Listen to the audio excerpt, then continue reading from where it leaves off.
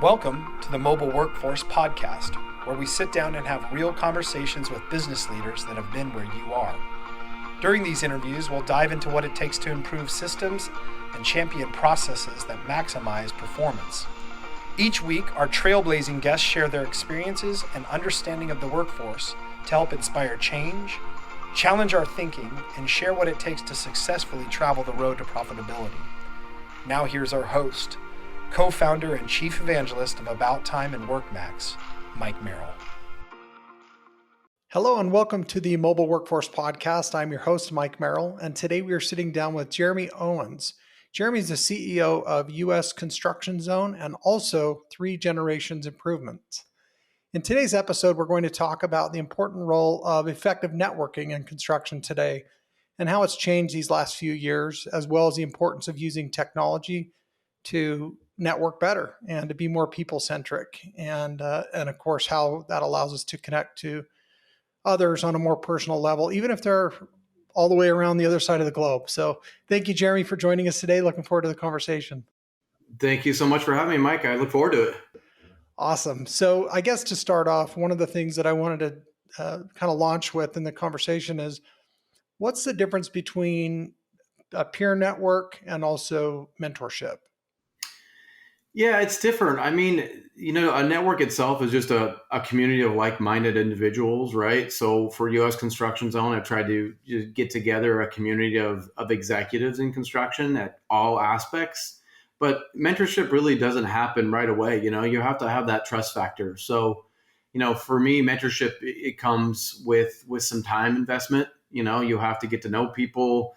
They have to trust you. You can't just become a mentor or be mentored yourself without having a level of trust there. So really, we're in that community building stage for what we're doing now, but mentorship is definitely where we'd like to go, especially when those relationships really develop.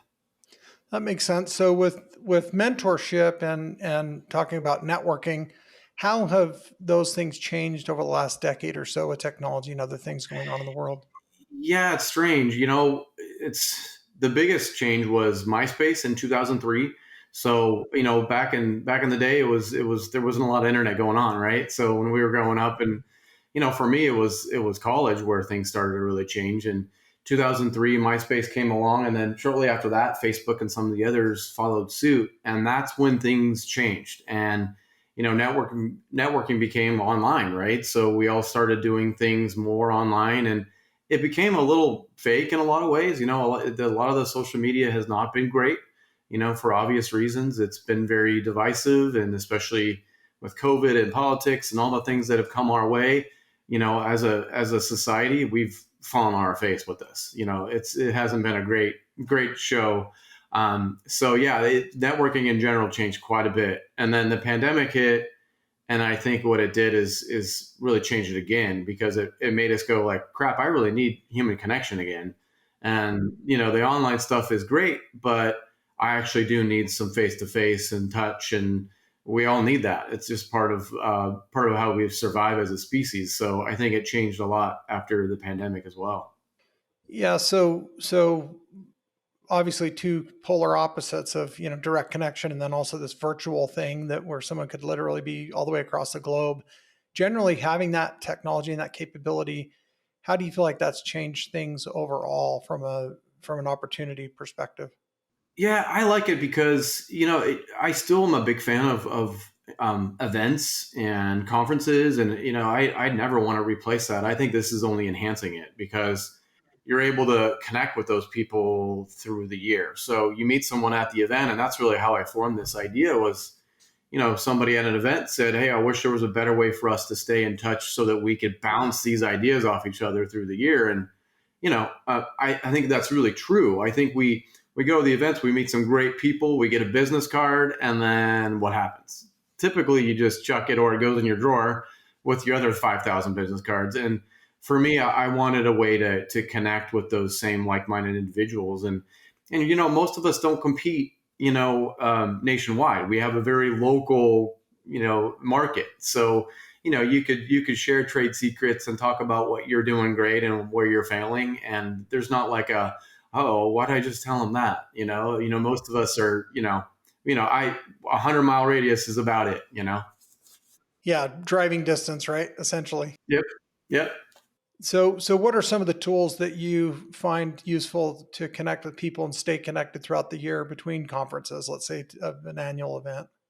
Yeah, I mean, I think it really, most people are familiar with LinkedIn. Obviously there's a lot of communities everywhere, right? And there's communities within LinkedIn, there's communities within Facebook, and what we found as a research in social media is that it's starting to get more niche. So before, MySpace, Facebook got created, everyone's like, I want as many connections as possible.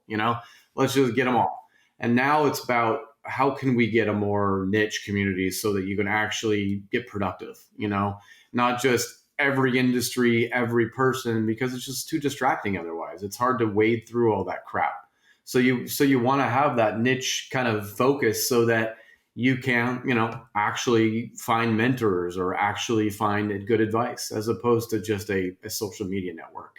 So for me, I think niche communities. That's what I tried to do with U.S. Construction Zone is create a niche community of just construction executives, but all aspects. So you could be in remodeling, you could be a home builder, you can be in distribution, wherever you're at. I think that we all have similar pain points right now.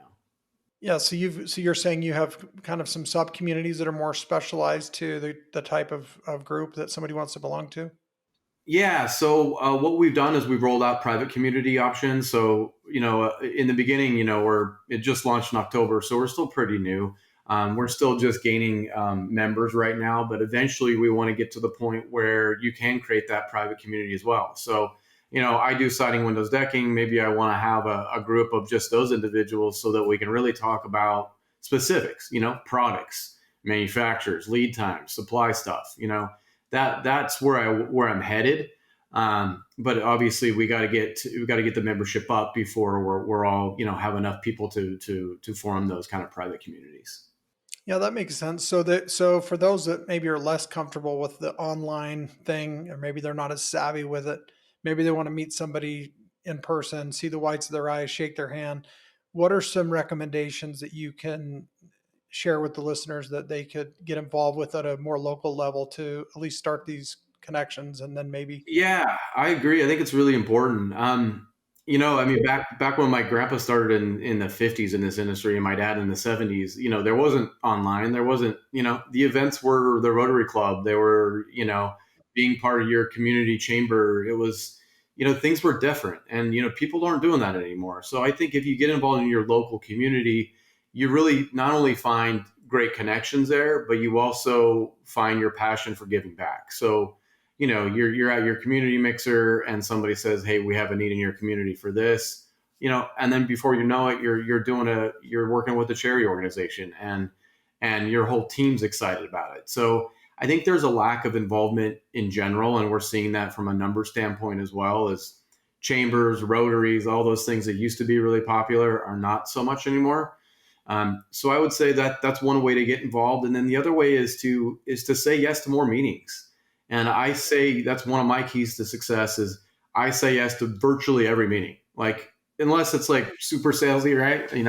I basically am saying yes because I don't know what I'm going to learn from it, and it's just about if I'm really trying to create a real network, then dang it, that's what I got to do, right? And so whether they're in person or Zoom, I'm saying yes. But if someone asks me for a coffee and I'm looking at my calendar going crap, I'm going to find a way to make it because I feel like there's always going to be a win-win somewhere. Whether you're giving more, then eventually down the road, you're going to be able to call that person and say, "Hey, I need something." And I think there's a lack of saying yes these days. Yeah, that's interesting. Yeah, we've all had to gain a little bit thicker skin because of some of the other things, right, that you're talking about. Yeah, for sure. Yeah. So with as people expand out from their own local community and start to get connections that are maybe more regional or maybe even national, what are some recommended things that they can get involved with to do a better job of that?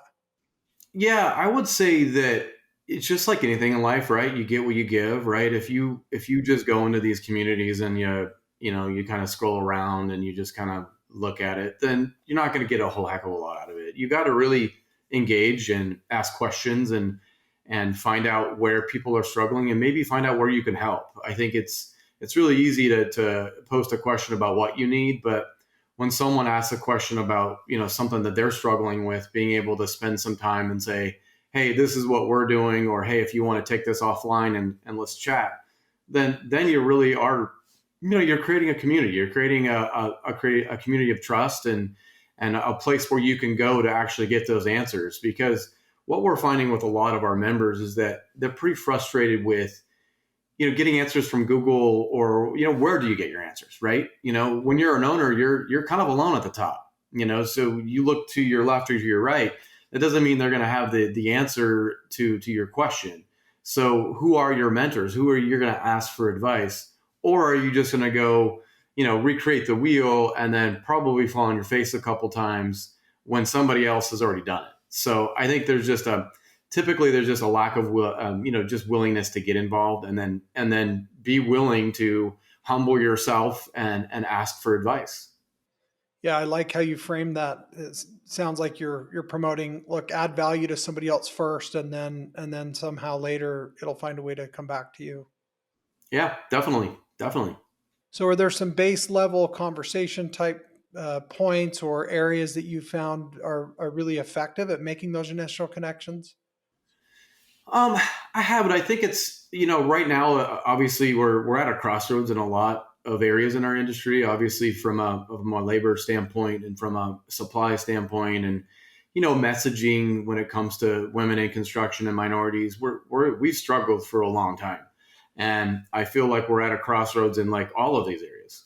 So I feel like for most of the people I talk to, there's a need to get more involved, because we've found that, hey, we've just been putting our head down and being busy with our own work, and now we're at this point in our industry where, crap, we have to solve some problems. We can't just keep our head down and keep going. We actually have to get involved and be part of the solution, as opposed to just complaining about it, right? Which is pretty easy to do. And I think that we've all found that the government's not going to fix it, our local government's not going to fix it. We as a community, as a group of individuals, have to come together and start to make these changes. It's not just going to magic wand itself. Yeah, I like that, and I think you're really onto something there, where you're basically saying there's more. Well, this crossroads, so to speak. There's a lot more conversations happening today, and areas where we've got to pivot as an industry, like you mentioned, women in construction, or areas that maybe are a little newer conversation. It might be a chance for us to throw our hat in the ring and kind of help promote and champion some of these newer conversations to connect with more new people that we may not have met otherwise. Yeah, exactly. And that's what we try to do when we find like a need. So we're doing our first live show next Wednesday, April 6th. And our first topic is women in construction. And we have two awesome women that are going to be speakers. And it's just basically an online platform where you get to network, but you also get to hear and chat with these speakers. And so we're really trying to find those people who are doing great things, and we want to highlight them. And also, you know, we don't have it figured out, but it's sure, like I said, it's sure nice to be able to learn from somebody who's already been there and be able to kind of ride their coattails a little bit, as opposed to trying to figure it out yourself. Yeah, that's fantastic. We've had quite a few guests on that are for National Women in Construction or National Women in Roofing or minority business owners, and other conversations that are very interesting and pretty compelling, pretty cool stories. So I applaud your effort in starting off on some of those things that are really a great conversation to be having. Yeah, thank you. I appreciate it. It's been fun. It's like I said, it's funny. Somebody would ask me the other day, like this whole saying yes thing. I watched I don't know if you've seen that Yes Man Yeah, with Jim Carrey, but yeah, it's the yes, I same thing. It's like, have. all these cool things happen when I say yes. I mean, obviously, easy with that, right? Not everything, but I mean, especially with the business thing, it just seems like one thing leads to the other, and then it's really one person leads to the other. It's like, oh, you got to meet this person, and it's just like this wild ride of just like following it and just letting it go where it's supposed to go, as opposed to me trying to control the whole dang thing. Yeah, that's awesome. I think one of the other conversations, and I think I keep thinking of this topic. We've talked a lot about mental health in construction, and I think that that's another point that you have championed a little bit. Maybe tell us a little bit more about your perspective on that. Yeah, huge for us as an organization. My wife lost her brother 2 years ago this month to suicide. So this is like a huge thing for us. And also, we've invested some time and energy and effort. We've had a couple podcasts with mental health professionals, and we're really just trying to figure out what that looks like and how do we support. But really, you can't support an individual until you get to know them. Like you said earlier, people centric. Well, that doesn't just happen overnight. That happens over a long period of time. You can't say how you're doing without already having a level of trust and care between you two. You can't just saying how you're doing to a construction professional isn't enough. And what we're finding is that we're number one or number two every single year in the most suicide deaths as an industry. And people are like, "What? Are you kidding me?" But that's where we're at. We're behind fishermen and farmers. Usually, we're 1, 2. So it's something that's been a little bit of a hidden secret for a long time. People think that it's military or it's police or fire, things like that. No, construction is right there. And I think that part of the problem is that we lack empathy. We lack the skills that a lot of people have in just connecting. We're guys. We're strong. We don't want to ask for help. All of those things are a bad recipe for mental health. So, getting involved with people who are figuring that out. They're doing conferences. They're talking to even individual businesses one by one, and really kind of opening this topic up, because for most of us, this is all new. Yeah, and I'm so sorry to hear about your wife's brother. That's just a horrible tragedy, and nobody should have to go through that. No, but I think we're at the point now. Everyone knows somebody, and that it shouldn't be that way. But I think we're at that point now. I mean, it's with the pandemic, really put a giant spotlight that on for our kids and mental health, and I think we're seeing that. And I hope that it's a bigger conversation as we go forward from our political leaders, and it's not just something they talk about. I really hope that there's more action. Yeah, and I thanks for bringing that up. I think again we've tried to shine a light on that as well and have those conversations on this podcast, and we'll continue to do so. And I think what can you really say to somebody who's been through that and been very directly affected? But I think having the conversation is where the healing can happen. Wouldn't you agree? De- totally agree. It's where it starts. And if we've never had the conversation before, it's difficult for a lot of us. We're not used to having that conversation. And on my podcast, Sally Spencer Thomas, she's a worldwide speaker on this topic, and she was like saying, you say how are you doing, and then you actually have to say how are you doing again. Like you can't, like you have to really get into the nitty gritty of somebody, and it's hard to do, or that's not natural for most of us. And I get it. I'm kind of like that in a lot of ways, but I'm learning to be more open to my staff and say, hey guys, mental health is important. Obviously time off and getting exercise and eating right. We have to do all these things. We can't just talk about it. We actually have to somehow create a program within our office where we're supporting each other with that. Yeah, we're all, and like you mentioned, I think many of us, I mean, I know I'm guilty of being pre programmed to say, oh, yeah, doing fantastic. Thanks for asking. And really, It's I'm having a terrible day, right? And you just yes. you don't feel comfortable talking about it. Oh yeah, totally. I think that's where we're at. But I think what I've heard around the industry is that just having the topic and kind of starting the conversation, it really has opened up a lot of doors where people are like, damn, that guy actually does care about me. He asked about my son's baseball game. Like just getting the extra layer as opposed to just work. We have to talk about our families and our struggles and our good things too. And I think we're starting to see that as an industry, but just like everything, we got a ways to go. Yeah, I think I mean this is unrelated topic, but I was recently at it was actually like a elk shape archery hunting camp. It was just kind of a really cool fitness and training and all this. I really like the outdoors, and there was 50 men, a lot of them muscle bound, tattoos all over the place, and once we once we got into some of these deeper conversations, and the people leading the discussions made us have deeper conversations. I mean, a lot of these men were reduced to tears just sharing things and saying, I don't know why I'm talking about this. I've never told anyone this before, and here they are among 45, 50 other people that they've never met before, and it almost became this safe place because we just broke down some walls, and once one person's vulnerable, pretty soon everybody else feels more comfortable, and I think it's the same on our construction crews. Totally right, and I mean, and that's creating that's creating a real man there. I think the fake, the what we think is a man is you choke down those tears and you don't go there. Well, being your best self, you're gonna have to go there, and if you want to be your best self for your staff and for your family, you're not going to be that person without it. So the vulnerability piece is huge. I think that word itself is one that if we can be more vulnerable, then I think there's some positive things to come. That's fantastic. And I know in person it could be easier to do that, but kind of like the other example, maybe when you don't know people quite as well or they're not in your community, maybe that's a safer place. So maybe the remote or people from across the country or across the world, maybe you'd have an easier time opening up to them.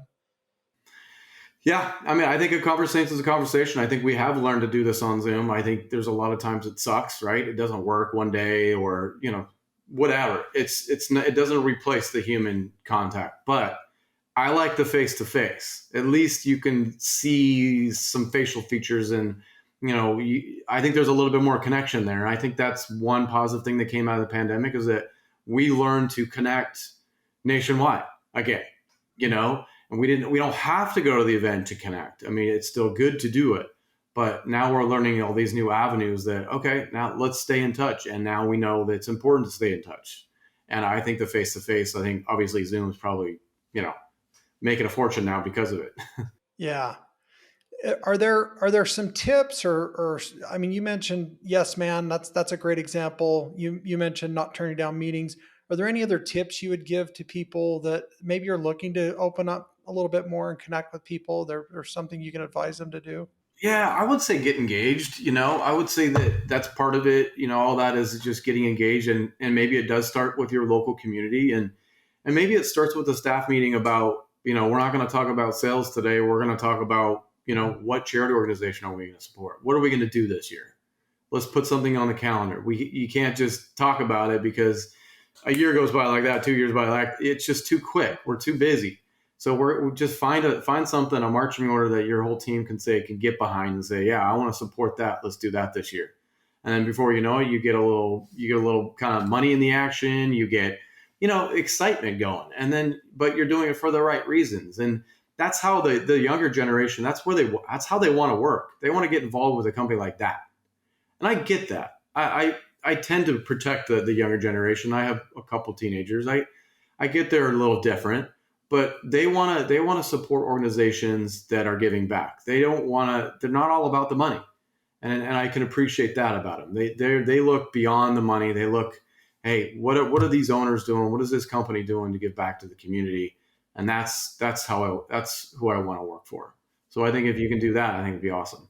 Yeah, I love that you brought that up. Actually, the last episode that we just released was with a guest named Jen Silver, and Jen is a woman roofing owner and an influencer within the roofing trades, and she talked a lot about that this younger generation that really needs to have a cause. They'll work twice as hard. They'll run through a wall for you if you are giving back and being charitable and working on a cause where maybe if you ask them to stay a little extra to finish a project, they're not as inclined to do that. Yeah, totally. I totally agree. It sounds like you're on to a lot of great things. You're doing a lot of really valuable and I think important stuff within the industry and within society today. What can people do to get involved and join the U.S. construction zone? Yeah, I appreciate you asking. Yeah, just go to usconstructionzone.com and it's free to sign up. We have um, no plans of creating any subscription fees or anything like that. We really just want if who we're describing is you, then that's the kind of person that we want on there. We want people that are willing to give back. We want people who are people centric, that are that they kind of are, they want to leave the industry better than they found it. Maybe they care about a legacy, which I do deeply. I don't care about a job and what I leave. I want my kids to be, and my family to be proud of me and all this time I spent in work. Damn it, might as well make it good, right? Yeah. I mean, we spend so much freaking time doing this. Let's not just leave it as a job and retire and that be it.